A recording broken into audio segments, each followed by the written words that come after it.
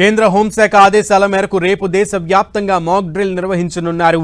హైదరాబాద్లో 4 ప్రాంతాల్లో mock drill నిర్వహించేందుకు ఏర్పాట్లు చేస్తున్నారు. సికింద్రాబాద్, గోల్కొండ, కంచన్బాగ్, డిఆర్డీఏ, మౌలాలీలోని ఎన్ఎఫ్సిలో ఈ డిఫెన్స్ బలగాలు మాక్ డ్రిల్ నిర్వహించనున్నాయి. వైమానిక దాడులపై ప్రజలకు, విద్యార్థులకు అవగాహన కల్పించనున్నారు. సంక్లిష్ట పరిస్థితుల్లో ప్రాణాలను ఎలా కాపాడుకోవాలో అవగాహన పెంచనున్నారు అధికారులు.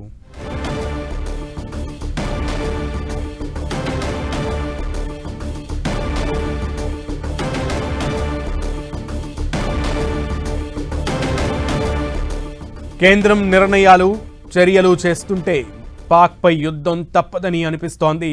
పహల్గాం ఉగ్రదాడికి భారత్ రివెంజ్ తీసుకోవడం ఖాయంగా కనిపిస్తోంది. కేంద్ర హోంశాఖ రేపటి నుంచి మాక్ డ్రిల్స్ నిర్వహించాలని రాష్ట్రాలకు ఆదేశాలు ఇవ్వడంతో భారత్ యుద్ధానికి సిద్ధమైపోయిందని కన్ఫర్మ్ అయిపోయింది. చరిత్రలో ఎన్నో దేశాల్లో, మన దేశంలో కూడా యుద్ధాలు జరిగిన ప్రతిసారి ఈ మాక్ డ్రిల్స్ నిర్వహించారు.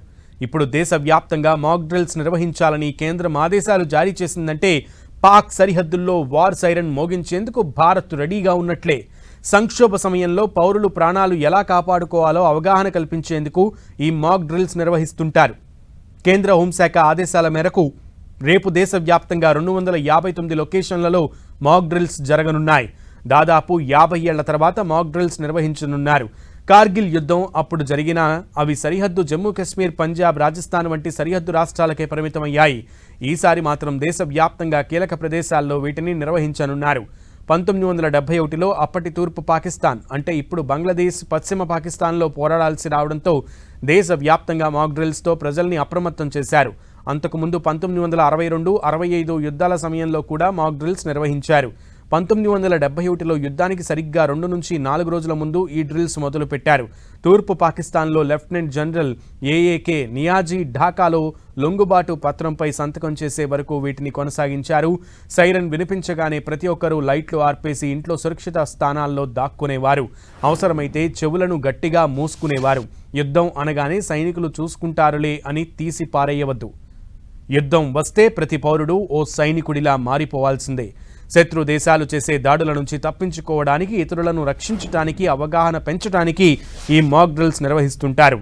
పౌరులు, విద్యార్థులకు శిక్షణ ఇస్తారు. సంక్షోభ సమయంలో పౌరులు ఆత్మరక్షణ చేసుకోవడం ఎలా అనే దానిపై అవగాహన కల్పిస్తారు. శత్రు యుద్ధ విమానాలు, క్షిపణులు, డ్రోన్లు దూసుకొస్తున్న వేళ ప్రజల సన్నద్ధత కోసం వీటిని నిర్వహిస్తున్నారు. అలాగే కంట్రోల్ రూమ్లు, షాడో కంట్రోల్ రూమ్ల పనితీరును పరీక్షిస్తారు. సివిల్ డిఫెన్స్ సర్వీస్లను యాక్టివేట్ చేస్తారు. ప్రజలను సురక్షిత ప్రదేశాలకు తరలించే ప్లాన్ల పనితీరును అంచనా వేసేందుకు మాక్ డ్రిల్స్ ఉపయోగపడతాయి. అయితే రేపటి మాక్ డ్రిల్స్లో ఆయా జిల్లా, ముఖ్యంగా అధికార యంత్రాంగాలు, సివిల్ డిఫెన్స్ వార్డన్లు, వాలంటీర్లు, హోంగార్డ్స్, ఎన్సీసీ, కోర్, ఎన్ఎస్ఎస్, నెహ్రూ యువ కేంద్ర సంఘటన్, కాలేజీలు, స్కూల్ విద్యార్థులు పాల్గొననున్నారు. ఇలాంటి మాక్ డ్రిల్స్ను ఇటీవల కాలంలో కొన్ని దేశాలు నిర్వహించాయి. 2025 మార్చిలో తైవాన్లో నిర్వహించారు. ఇక జపాన్లో 2023 నవంబర్లో జరిగాయి. ఫిన్లాండ్లో కూడా రష్యా ఆక్రమణ భయంతో మాక్ డ్రిల్స్ నిర్వహించారు.